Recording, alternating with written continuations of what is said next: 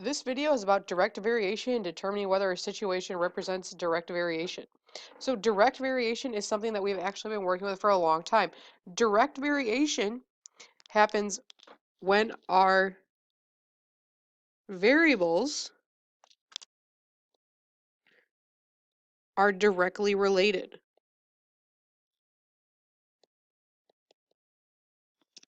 So what does this mean? This means situations that show direct variation are situations that have no start value or initial cost. So since our situation was to have a zero cost, it means that their graph will always start at 0, 0. So let's look at some situations that we had explored in Unit 3 and 4 and decide whether they are examples of direct variation. So in the first one, we have roses are red had a $20 fee plus 75 cents per rose. So the function rule in this case would be y equals 0.75x, because it's 0.75 per rose, plus 20. If I was to start the graph, I'd have to start it at the number that's by itself. So 0, 20. Remember that the x-coordinate's always 0 because you're starting on the y-axis. So is this an example of direct variation? No, because it's not going through the point 0, 0 on the graph. In flower power, it was $60 fee plus 50 cents per rose. So we have y equals 0.50x plus 60. So again, 60 is our start value, 0, 60. So is this direct variation? No, because it doesn't have the 0.00. It has a different start value. The health club, being a member costs $150 plus $2 per visit. So we have y equals 2x because it's $2 per visit plus $150. So our start value is $150, which means the graph starts at 0, 150. So again, this is not an example of direct variation. The last one, a health club being a non-member or being a non-member costs $8 per visit. So we have y equals 8x. There's no start value over here, so that means the graph starts at 0, 0. So this is an example of direct variation. So notice that the problems that start with direct variation have no constant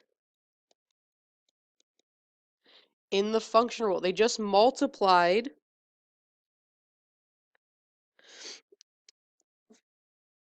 the cost or the price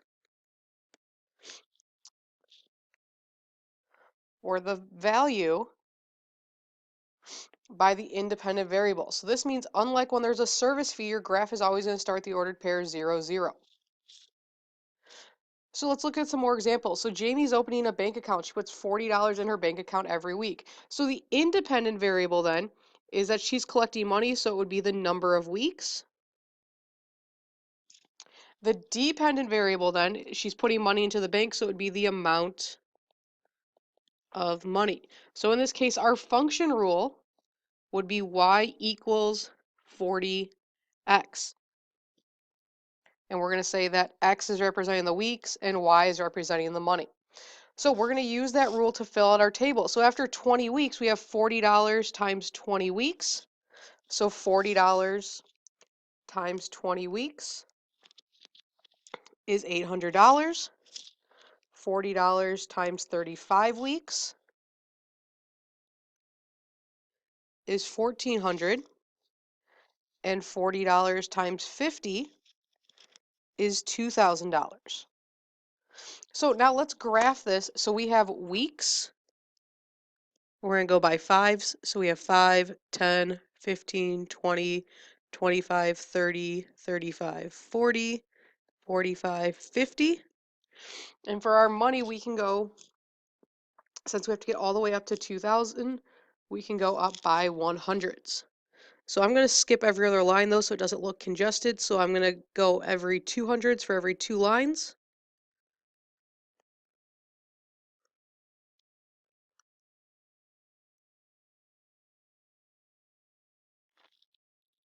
So notice that we don't reach all the way, but that's okay. So we're just going to say this is our money. So when we go to graph this, we know that at 20 weeks, she has $800. At 35 weeks, she has $1,400. 50 weeks is somewhere up here at the 2,000. And we know that she started with $0 when she first opened her bank account. We're not going to connect the line because we can't, she's putting in the money in only one time per week. So is this an example of direct variation? Yes, because the graph starts at 0, 0. So in this case, what does 0, 0 mean? 0, 0 means that at 0 weeks, she has $0. Why can't we see it on our graph? Well, we can see it on our graph, so we're just going to ignore this question. Fill in the blanks. So remember before we had that the amount of money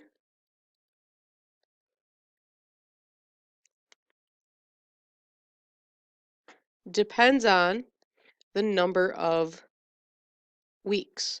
Now, because we have a direct variation, we can also fill in a new statement where instead of saying depends on, we can say varies directly with. So we can say the amount of money varies directly with the number of weeks. So we can only use the phrase blank varies directly with when we have an example of direct variation. So if we do not have an example of direct variation, we can't use that. So again, remember we have direct variation when we have no starting value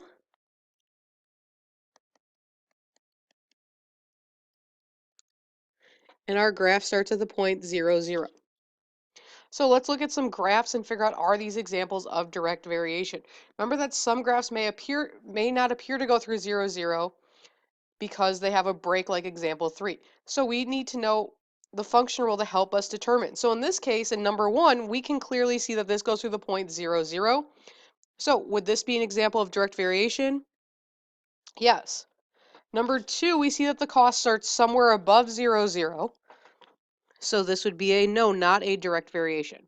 And in the third example, our dot is going somewhere in this little break over here, but we can't tell. We see that there's this break with these lines.